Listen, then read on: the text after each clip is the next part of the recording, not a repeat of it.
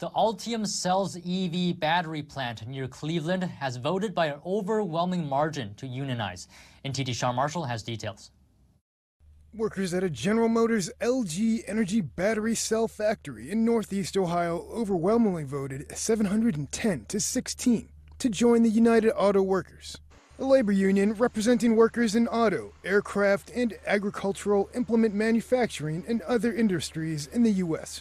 Democratic Senator Debbie Stabenow said on Twitter the vote was great news. We're not only bringing jobs home to America, they're good-paying union jobs. Car industry expert Lauren Thicks filled me in on what a union can mean for Ohio workers. And of course, union jobs typically pay more, but what they forget when they take these jobs is the union dues. That takes a big chunk of their paycheck. It happened here with Starbucks, too. Everyone wanted Starbucks to go union. It started here in Buffalo. All these people, you want to go union, union, union. Except for one thing. They forgot about the union dues. So GM and LG Energy are considering an Indiana site for a fourth U.S. battery plant. They're building a $2.6 billion plant in Michigan set to open in 2024.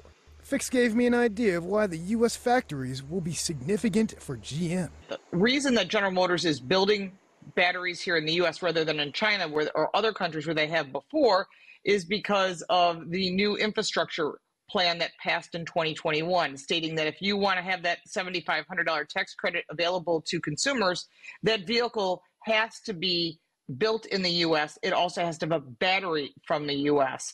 In July, the U.S. Energy Department said it intended to lend Ultium $2.5 billion to help finance new manufacturing facilities.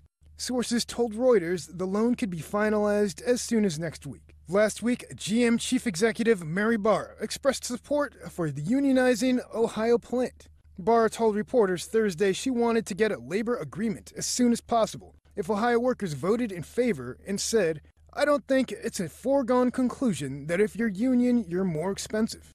Sean Marshall, NTD News.